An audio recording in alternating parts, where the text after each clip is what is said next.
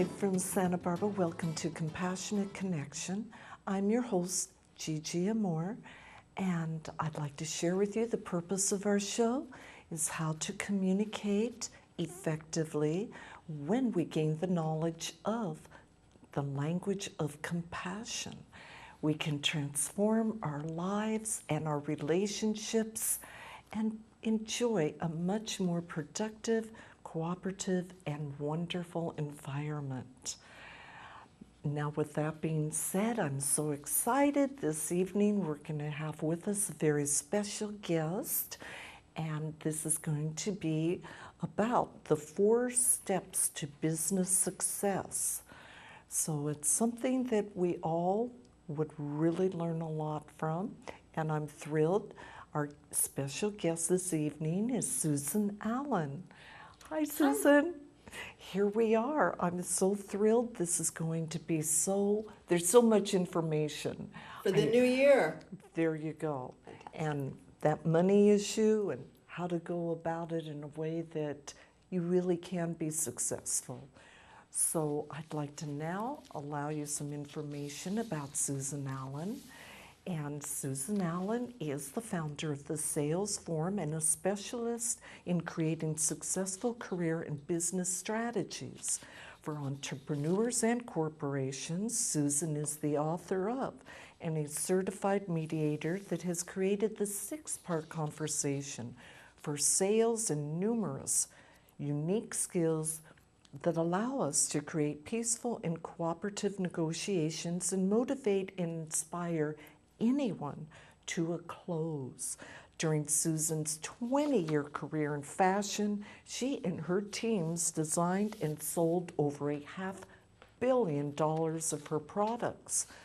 She has been seen on Fox News and on hundreds of television and radio shows demonstrating the results that we can create when we transform the way we think, listen, speak, and act, and focus on solutions instead of on problems. Susan has worked with so many celebrities, from one of the biggest rock stars, one of the biggest supermodels, and a number of major Hollywood producers and CEOs. Susan offers a complimentary 1-hour private telephone session so that everyone can transform their lives and their future. That's quite a bit, of course, but there's a lot more, so we did kind of cut it short there. No, Maybe next time it should be a little shorter. Okay. I mean, there's a lot of experience here, so that's it. Another book, the introduction.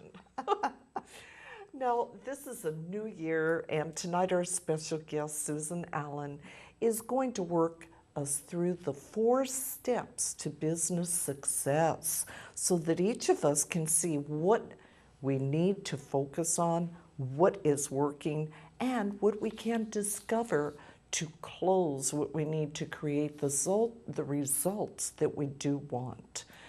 Now, there are also means that we need to learn new skills, which Susan will cover tonight. As you've heard, her say, and I've heard her say, of course, in previous programs, success in any area, my area as well, depends on the tools and skills that we do bring to it. So please enjoy tonight's show on business success. And I realize that we have a lot of ground to cover, Susan. I have all these wonderful questions for absolute clarity. Okay. Oh boy, you're ready. Throw them at me. I know, Susan, that you described the 2 kinds of business owners, the creative, right-brained ones, and the practical, factual, left-brained ones. And how do the 4 steps for each of them differ, and how are they actually similar? Thank you so much. Fred, if you would put up either one of those, either the backwards Z or the backwards C first and then the second one, then I'll just keep talking about it. Thank you. So the backwards C, which you see up on the screen, is for the factual, practical people who are watching tonight. So if you're someone who's very good with numbers, very good with facts, very good with figures, research comes naturally to you, this is the plan for you. You start with research. And then after you've done your research and you understand the market to some degree, now you're going to look at some small area within the market, something that you can bring that's unique, a unique selling point. But that's the key. I want you just to know about the first two steps there. Now, Fred, if you'd put the other one up, the backwards Z, that's for you guys who are creative. And the backwards Z, you start in the different section. You start on the upper right brain, which is all about ideas. So creativity. So maybe you're a musician, maybe you're an artist, maybe you want to be a fashion designer, maybe you're a director or an actor. So that's something creative. So you've got this creative talent, you don't know what to do with it. Now when I work with you, I'm going to make sure that you research the market before you go rushing off to a business. And it's very important to know which way your brain is wired and who you are. Not kid yourself, be honest with yourself about it, and start the way that's going to lead you to success. Thank you, Susan. Very important information. Get that identification to begin Right, because with. if they don't do that, then there's a very small chance that they're going to end up with success. And it's very, very painful, heartbreaking to see people who just start off on the wrong foot and then they never catch up. And I think as we go through this show that will become clear, the importance of identifying that. For real. And you know, every so often I've had people who told me in a private session, well, I'm a very practical person. So you know me. So I say, okay, great, give me an example. And the example isn't practical at all. You know, they'll say something that isn't practical. Or someone who'll say to me, well, I'm definitely the creative type. And, oh, that's great. You know, tell me about a movie that you produced, or a screenplay that you wrote, or a novel that, you know, something creative.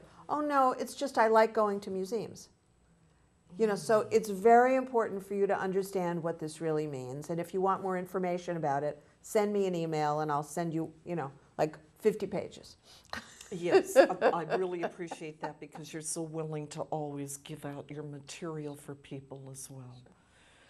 Now, I know you've worked with a lot of, let's say, each group, and can you describe what the first step is for creative people? Right. So, you know, going into depth here.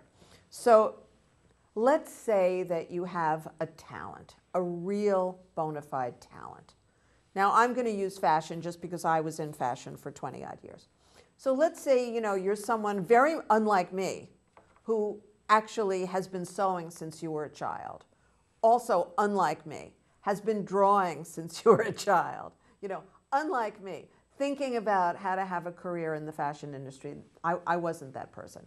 But if you have a real gift, then you've got to hone that gift. If sewing is your thing, if drawing is your thing, if music is your thing, you've got to work like a dog to develop your craft. There's no way that you're going to have a great career in any creative field until you really hone your craft and you are an expert. I mean, Lady Gaga is a classic example. She is a brilliant pianist. If you research anything about Lady Gaga, you'll understand that aside from all the crazy costumes and all of that, she is a remarkable, remarkable talent as a singer, a serious musician, and a pianist. So the key is to have the idea or the talent, really work on it, get very serious about it, but don't do anything else, because this is the first step we're talking about. Wonderful, great introduction. And what about for the practical, factual people? Where do they really begin in this process? And let's say, what's their first step?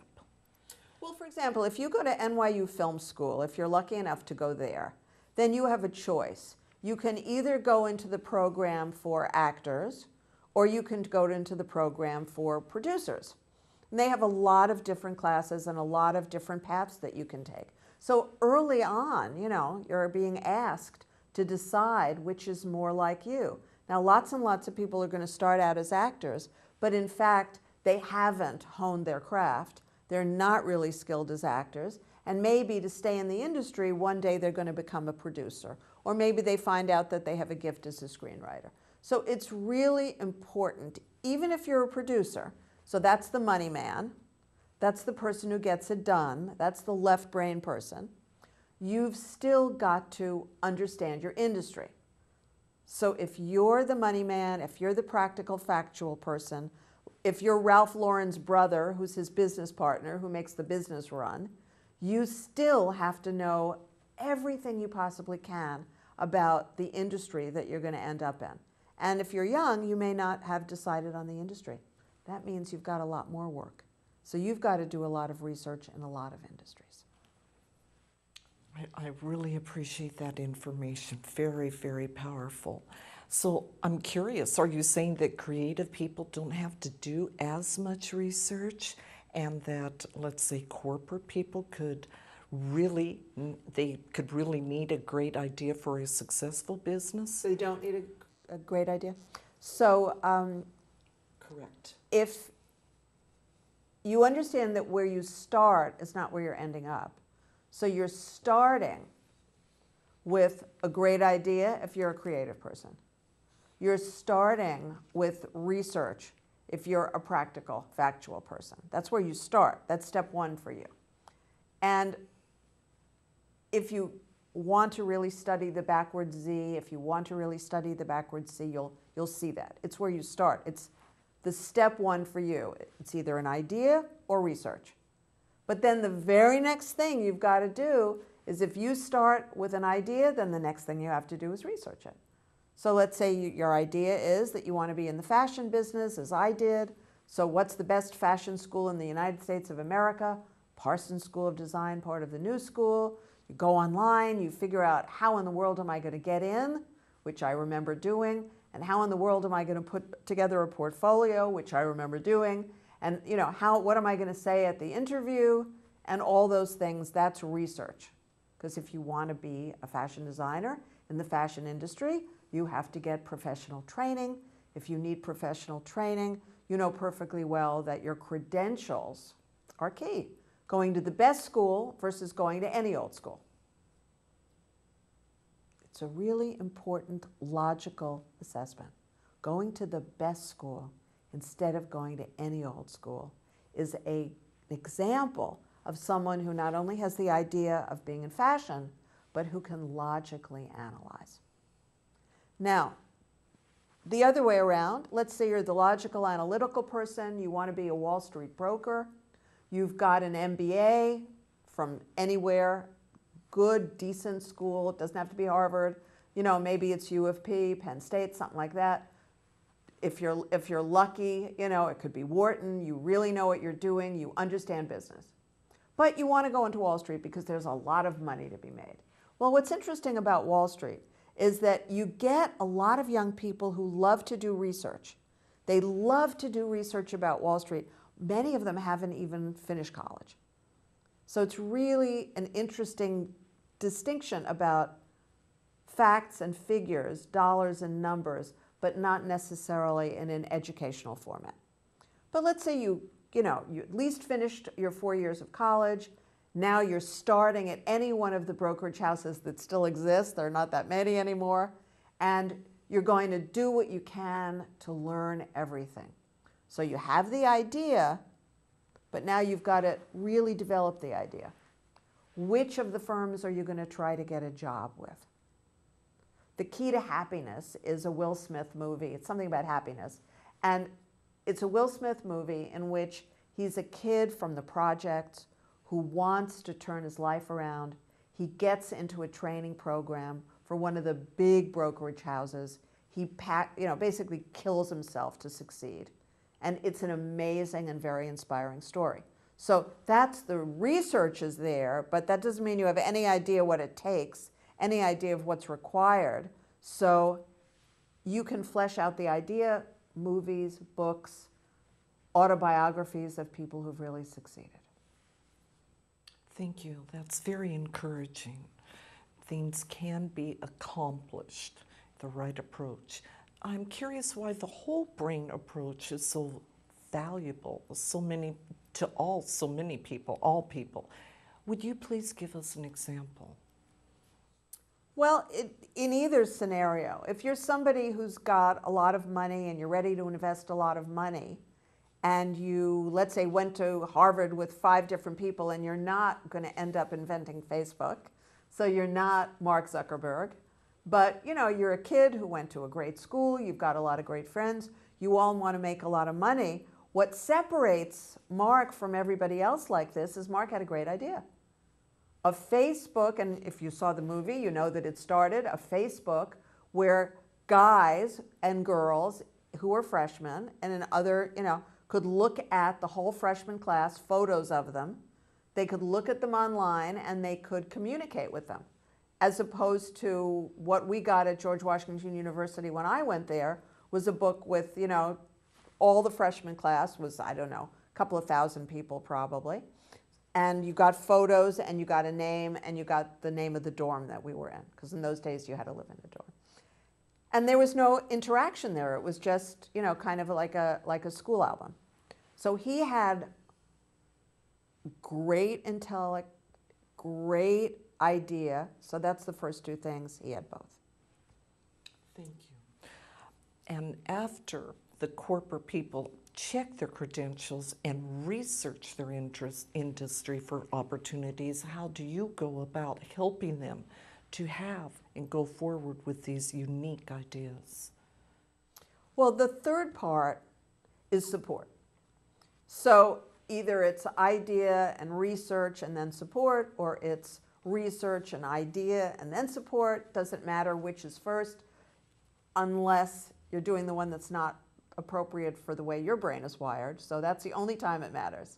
So when you get to support, the key is to be able to think of who are the people who can support you, how can they support you. I had 5 mentors when I was in the fashion industry.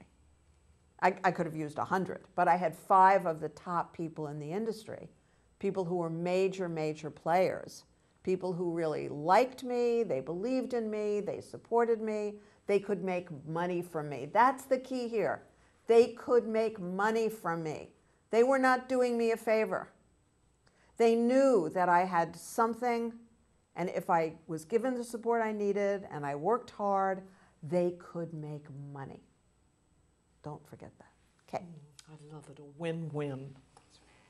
Okay, so now the visionary type has an idea, or hundreds of them. Then they need to start their research, their industry. What do they need to learn about that? And please give us an example. Well, the saddest thing of all is when somebody's got an idea, but they haven't thought it through, and they think it's a great idea, and they invest a lot of their money or somebody else's money. And if it's somebody else's money, in most cases, they have to pay it back. And now it's a heartbreak. And we've all been there. We've all been there. If you've owned your own company and you're creative, you've gone chasing down a dead end. And I certainly have. So the sad part here is that there are so many different components that are essential.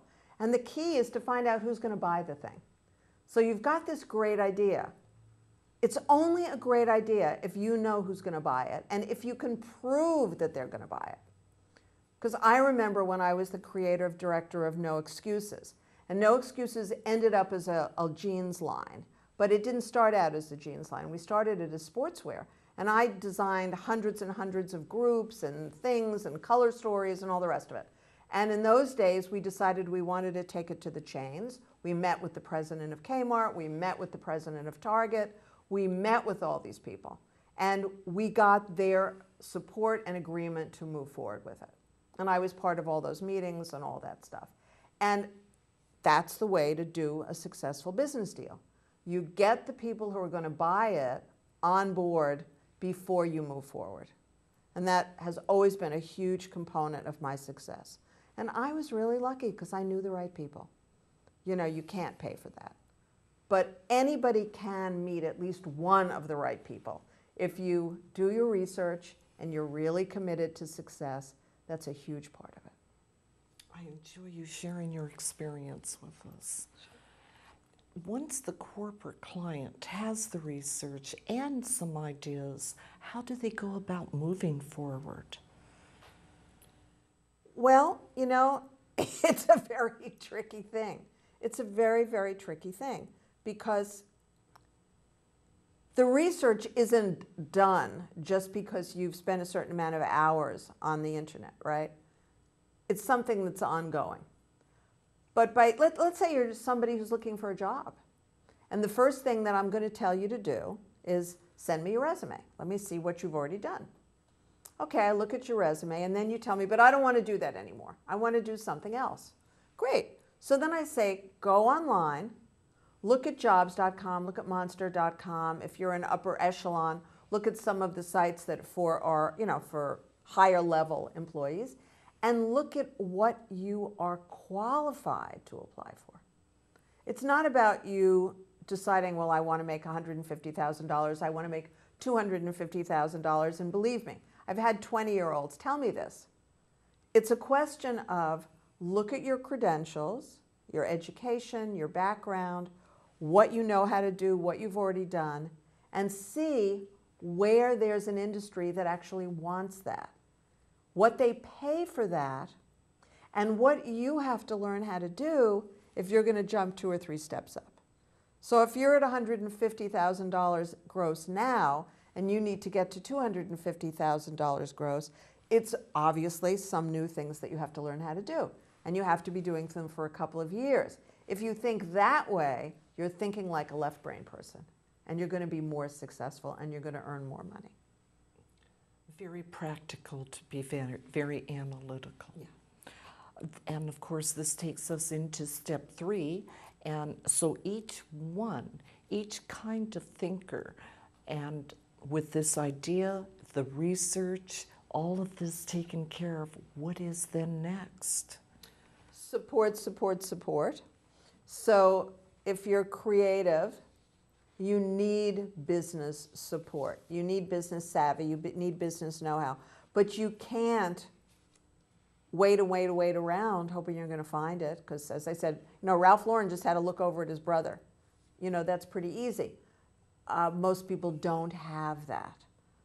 The people who owned Adolfo Licensing, they had 170 licenses at one point, and I was doing a lot of the designing for their licenses. Those were 2 brothers.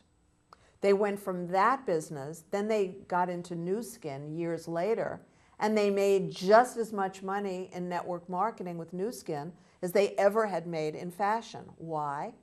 Because they were 2 brothers who were really, really smart.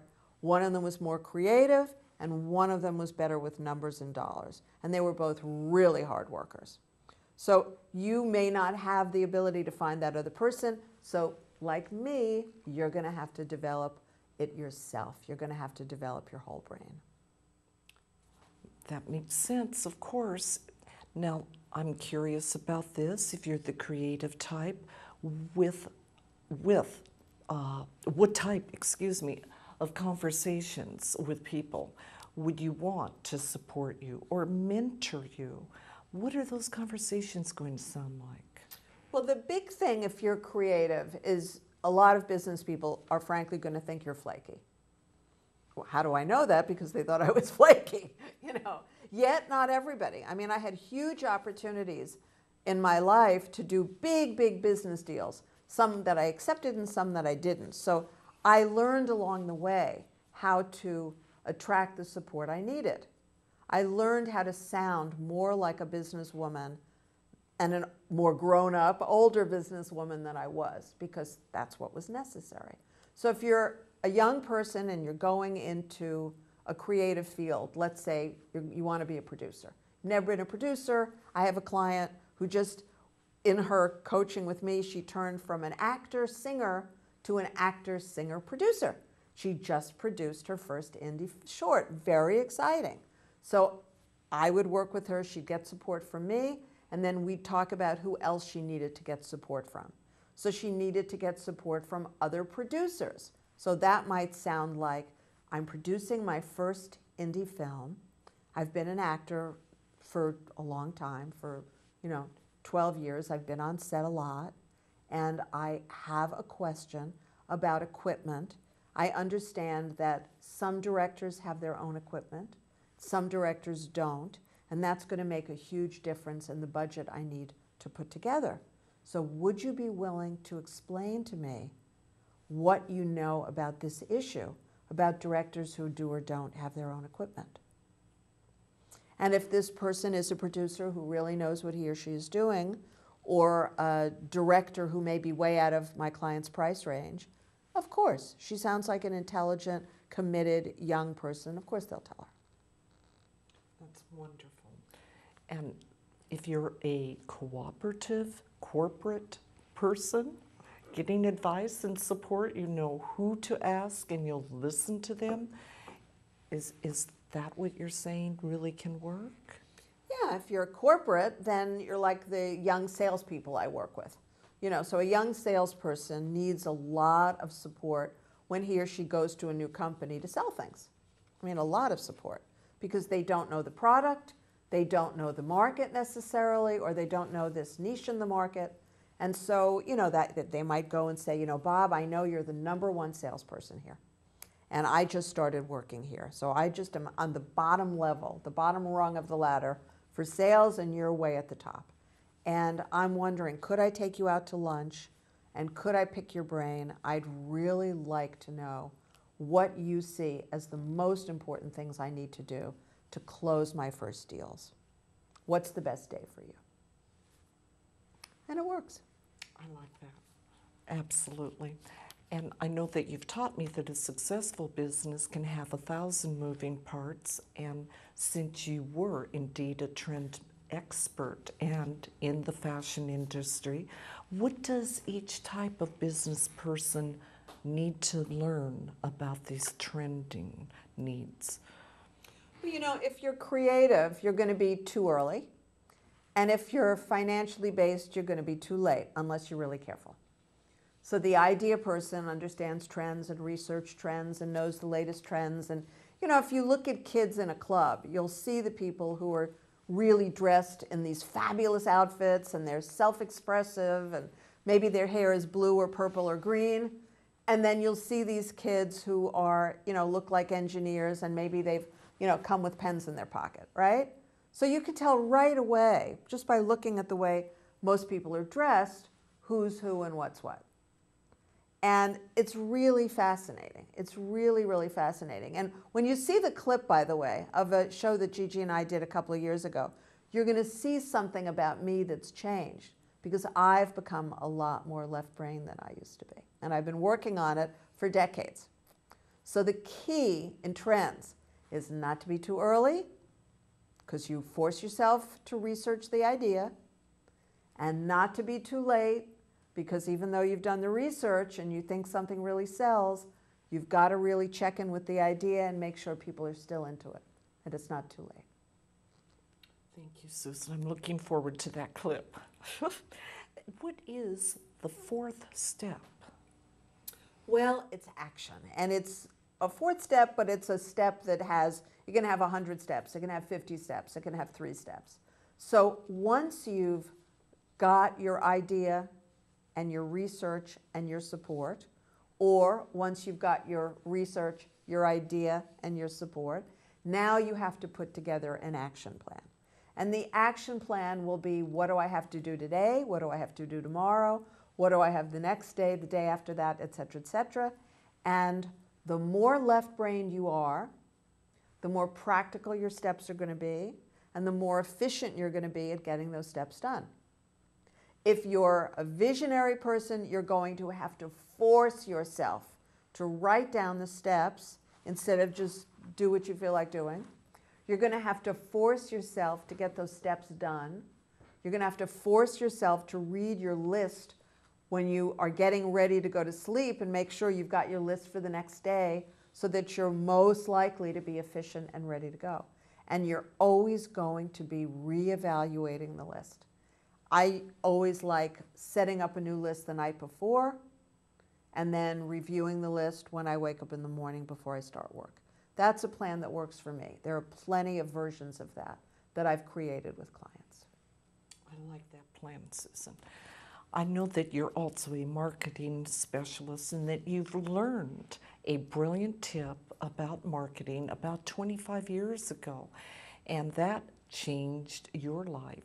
Would you share that with us? Yeah, I was on the plane to LA.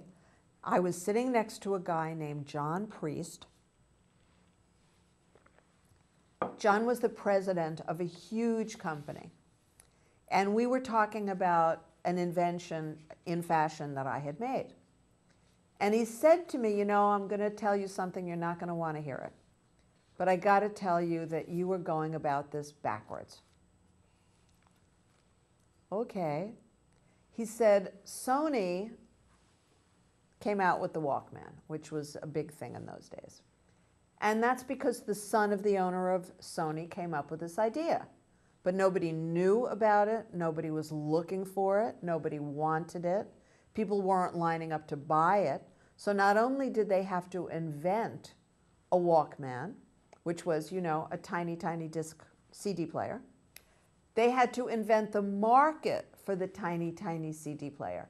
Now, when transistor radios came out in the 50s, that wasn't a big shift because people had been using radios since the, I guess, 1930s, and they had crystal sets before that. So people had really been excited about radios. Making a radio that was small enough for kids, those of us to take to the beach and everywhere, it was great. But a Walkman was a completely different thing because people didn't have the idea of taking a whole load of CDs with them.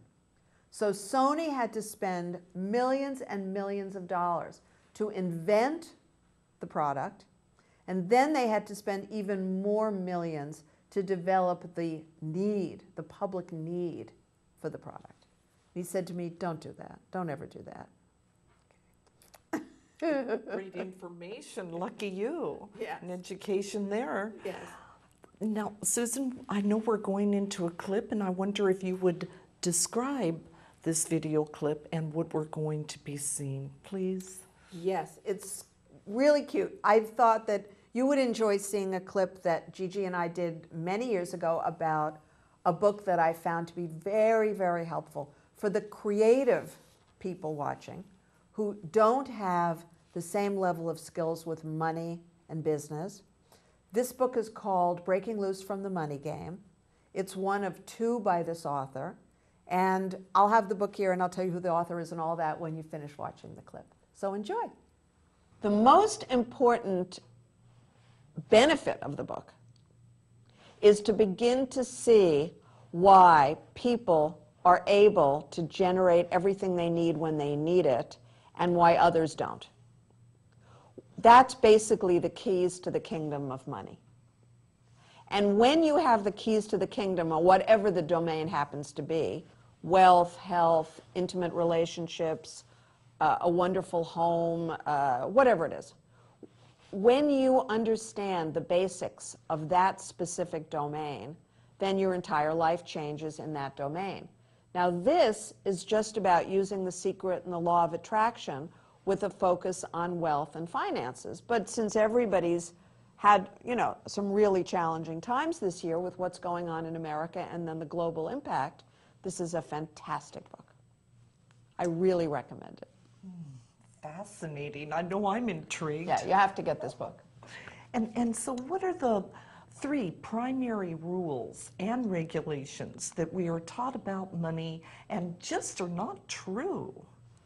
And I think that Fred is going to put these up on the screen. The first one has to do with, well, I'll read them then. And forgive me, guys. There we go. Thank you. I knew, Fred, we could count on you. The idea is these three are not true. These are the primary rules and regulations we've been taught that are not true. Money and wealth is not in limited supply. Money doesn't move from other people to you or move away from you to other people. That's a concept that's not only not true, but not helpful. And the third part of it is this belief system we have that we have to work harder or smarter or any of the step-by-step concepts that we have. And the purpose of this book is to activate, and you guys know what I've been teaching about Herrmann brain dominance. The purpose of this book is to teach the upper right brain, the overview brain, with regard to money. So it's not that there's something wrong with the idea that money moves from you to me or me to you, or that I have to work harder or you have to work harder and smarter. It's not untrue. That's the lower left brain thinking about step by step and action. It's just that's not a necessary component. Everybody who gets wealthy and is wealthy doesn't go about it that way. So that lower left brain, it's not that it's wrong, it's just a very limited perspective. And the upper left brain idea of quantifying money, it's not wrong, it's just that's not what this book is about. You can make money and have money by doing it the old-fashioned way in the old paradigm, but that's not what this book is about. Okay? And you can have wealth by not using your left brain if you activate your upper right brain, your spiritual brain, your visionary brain. And if you activate it with enough power and intensity and faith, miracles happen. And the biggest miracle is right behind me on the green screen, which is the Oneness Temple. You know, the Oneness University, about 15 years ago, they had a schoolhouse with a dirt floor. And the desks, they turned them upside down at night, and the students used them as beds. That's about 15 years ago. Now, this Oneness Temple, which really exists, and it's all marble clad, and it's the size of about 6 or 7 football fields, and it's the largest pillarless hall in South Asia, exists. Where did it come from? It came from vision. Because these guys didn't work hard, and they certainly didn't have a stockbroker on the job, which is not to say working hard is bad or that a stockbroker is bad. This is simply an opportunity to understand money and wealth from a different part of your brain. Well, I hope that literally blew your mind. So, this is the book. This is a really remarkable book if you're a visionary person. And it is Busting Loose from the Money Game by Robert Scheinfeld. And he's written 2 books. But the thing that's really crucial here is if you're a left brain person, buy all the sales books. If you like Susie Orman, read all of Susie Orman, watch all her videos. This is for you. Do it. It's work. Do it. You'll get huge benefits. If you're a visionary person, you're not going to do any of the things I just mentioned. You're not going to buy a sales book. You're not going to read sales books. You're going to scream if I talk about Susie Orman. So do this, which is a way for you to focus on money, have an intention about money, build your business and have success in a visionary way. I've done both. They both work. Very encouraging. Thank you, Susan. And I know that since we now have the 4 steps, what is your new discovery about the most important factor to those people that really want to succeed? You know, I just was talking to a client about a month ago, and he's a very successful guy in this town. Very, very successful. Big, big, big multi-million-dollar deals, and he's a lovely man too. And I could sense that he was very tense as we were talking about this deal that he wanted to close. And I said to him, it sounds like you're clamping yourself, like you're clamping onto this. And that will never work. You have to do all the things you're doing, but you have to do them in a relaxed way. And he said, what do you mean? Of course I'm worried. I need this deal to close. This deal closes. I get this amount of money, then I can do that deal, and then I can do that. I said, yes, I understand. This is all very logical, what you're saying. At the same time, you can't get the same results if you're tense. You just can't. Imagine if you're trying to make love to somebody and you're that tense. You know, it's going to be a problem. Imagine if you're trying to do a TV show and be on live television and you're that tense. It's not going to work. So those are just 2 extreme examples. You can't function optimally if you allow yourself to get very tense and stay tense. So unclamping is what I call it. And the solutions are, again, self-empathy, which you can see in other videos that GiGi and I have done. You can see them on the same YouTube channel. And also the 4 questions of inquiry, which I've also taught. And if you want me to send you the files on them, I'm happy to do it. Great information again. Thank you, Susan. And whether someone is new at being is more proactive or more creative, what is the absolute importance of consistency? You know, it's about 100%. You know, you can't expect results without consistency in any area. You know, you just can't. And the person who works on their new business that they're putting together, they're not in business yet, but the person who works on their new business an hour a day, every single day, with no days off, is going to have a much more successful business, and it's going to happen much faster than the person who works on the potential new business for a day, but not every day and not every week. So consistency is the trick. If you can train yourself to be consistent, as I have trained myself to be consistent, you're going to get much better results. I love that word. What is results? Exactly, Okay. Exactly. Yes. And I'm curious about why some business owners find that they just don't succeed and that they can't keep their business going. Well, of course, there's so many factors, but I closed a company in the 70s because I wanted a divorce and I didn't want to continue to be my former husband's business partner. And I had started the company, and it was my investment, and we were doing really well, but I was not happy in the marriage. So how did I get successful to the point I did? My former husband and I were very committed. I could have kept the business going, but I didn't realize it at the time, if I were either more committed or if I had more communication skills. This is 1978, so it's a long, long time ago. Either one of those. So if I were more committed, I would have either gotten rid of him and kept going, or I would have kept going with him. And if I had better communication skills, then I still would have divorced him, that I can tell you. But it would have been an even more peaceful divorce, and I would have found a way to keep the whole thing running very smoothly. I understand. You've come a long way. Mm. If people follow these 4 steps and they have enough whole brain function and they do it and they are also committed and they're flexible, what is another aspect that is very crucial? Well, again, so much of it depends on who we're talking about, but you've got to update your action plan all the time. You really have to. And you've got to get support on that. So the problem with so many people is they're in a closed circle. They're having these conversations with themselves. They think they've got the whole picture, which they don't. And they are, of course, stunned when either they can't get the financing they want, or they can't attract the partner they want, or they can't do the actual business that they want, or all of the above.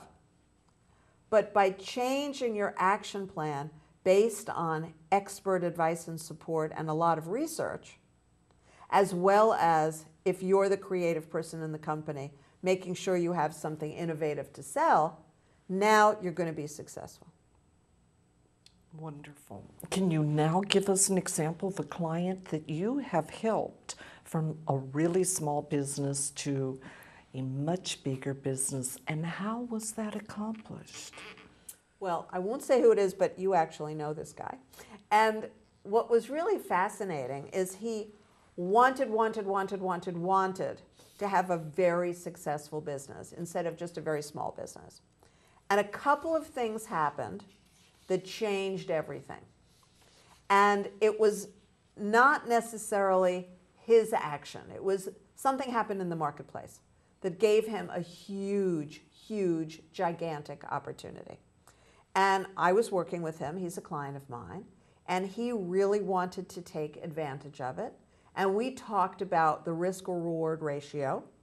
Even though he's a creative guy, he's also a successful enough businessman to understand what return on investment and risk-reward ratio means. And we looked at it, and I said, well, the worst thing that could happen is you hire this second person to grow your business at about $60,000 a year, and after 3 months, you discover that the person definitely is not doing what he promised and not doing what you expected, and you lay him off. And then at that point, you will either decide you're going to replace him and have somebody else working with you who's more qualified. You will have learned different things about what worked and what didn't work with the previous guy, but your commitment is very strong. You have the money to invest in the second salary. Go for it.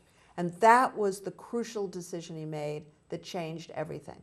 And in a very short period of time, the company is doing 4 times more than it was in terms of business. And it's got a little bit more expense, but the expense that it has is not 4 times more. So it was great. Wonderful story. You have so many of them. Thank you for sharing that one. Yes. And how did he go about building the business so that he really could enjoy all the socializing and networking that I know that he loves to become really successful?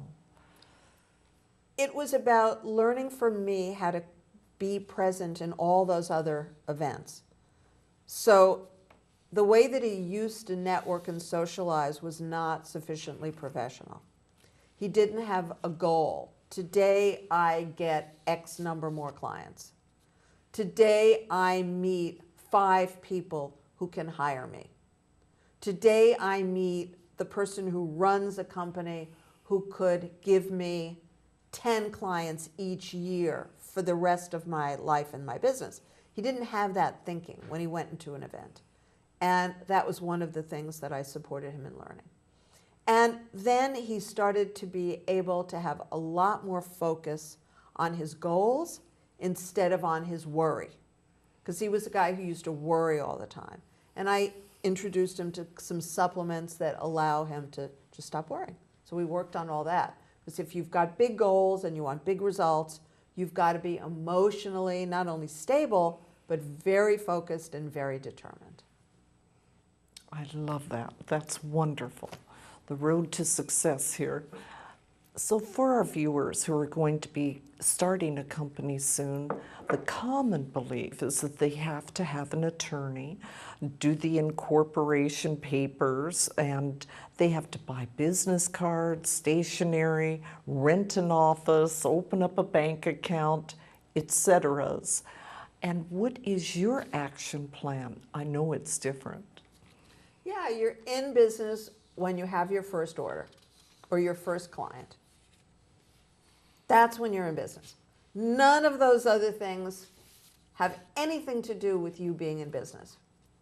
If you have your first order, then there's a reason to have a corporation.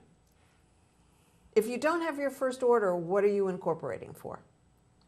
Now, some people, because of what they do, I mean, you're a dentist. You can't be a dentist out of your living room. So if you're a dentist, you're going to have to buy into a practice so that you don't have to buy all new equipment and have a sole practitioner office and all that. So I'm talking generally. If you're starting a business, you've got to know who your first client or your first sale is going to, or your first customer. And that's also true of the new dentist. Because I remember that I had a friend who was a chiropractor, and he was a new chiropractor in New York City, and I knew a lot of the other chiropractors who were making $1 million a year, and they all said to him, oh, when you set up a practice, we're going to help you, and we're going to send you clients, and we're going to do this, and we're going to do that. And he knew them really well. You know, he'd gone to chiropractic school with them in Atlanta. So he knew that when they opened their practices, that one would have his mother, his father, his neighbors, his cousins, his sisters, his brothers, all sitting in the office in the waiting room, making it look like he was really busy. But then when my friend started his business, he didn't have any relatives in town. They were all in another state, including his brother. And all of the systems that these other guys had put together that made them into million-dollar chiropractors in a couple of years, this guy couldn't do any of it, and it was just devastating for him. So you've got to be able to understand what the system is and know if this is a system you can implement. And there are ways, I mean, he could have gone to many different places and offered free chiropractic adjustments for, you know, the first 30 people who came, and he would have had an office full of people. Another good strategy. How can we remember these steps, and how and when should we repeat these 4 steps of business success? Okay, well, I see we have some time, so you'll have to look at the clock and let me know, GiGi, when there's enough, you know, we're ready to complete.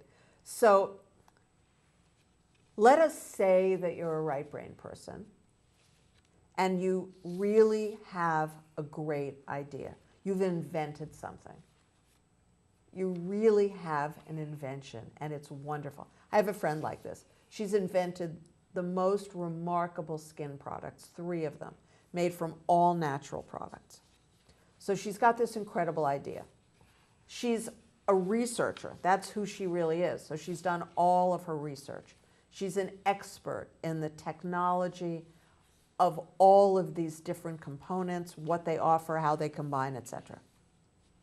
She doesn't have any support because she is someone who unfortunately likes to do things her own way by herself.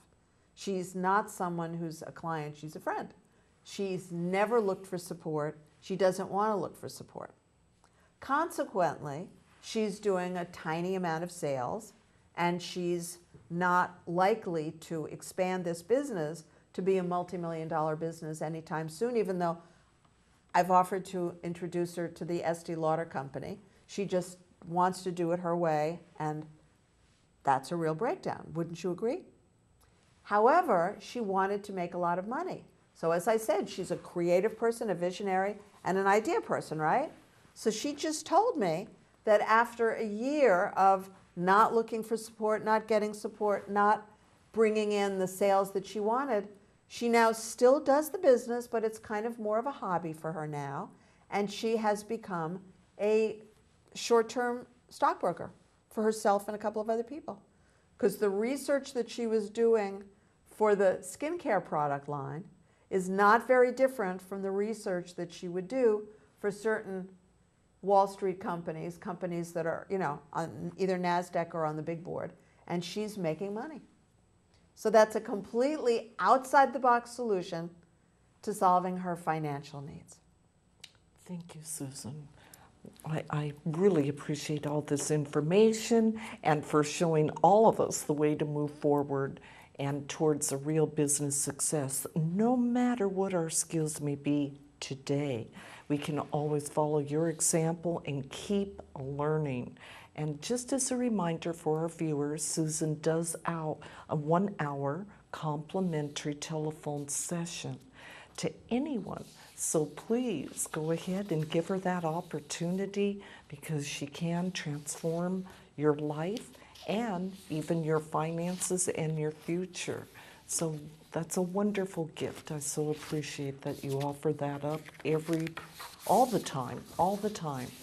So now I'd like to just reflect with you. Susan Allan is a life coach, and susanallan.org. She can be contacted at 805-695-8405 for that free hour. And also you can enjoy Susan Allan's column as the Love and Relationship Coach in the Santa Barbara Family Life magazine, which is now available online, www.sbfamilylife.com. It's highly informative as well.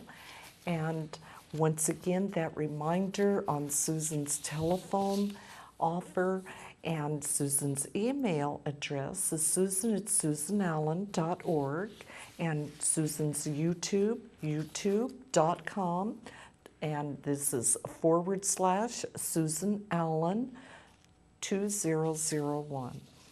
And we have a special announcement that on February the 17th, Susan will be the guest on The Greatest You Submit.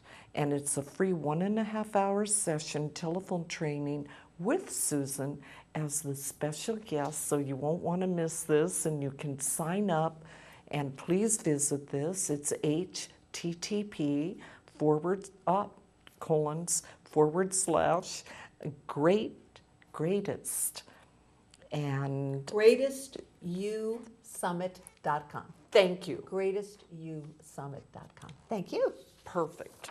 And right away, sign up so that you can really get in there and have a spot. Now, I'd like to reflect on our Compassionate Connection show. We are live every Tuesday night from 8 till 9, and several times throughout the week. We're in our 9th year, enjoying it tremendously, sharing with you these skills. There's so many wonderful guests like Susan tonight, so many great opportunities to learn how to be successful. So if you do have some questions, concerns, challenges, you can please give us an email. We appreciate receiving them. That's GiGi@cox.net, or even a phone call. Love getting phone calls here. It's 805-698-8233. And also you can go to our website and you can check out CompassionateConnectionty.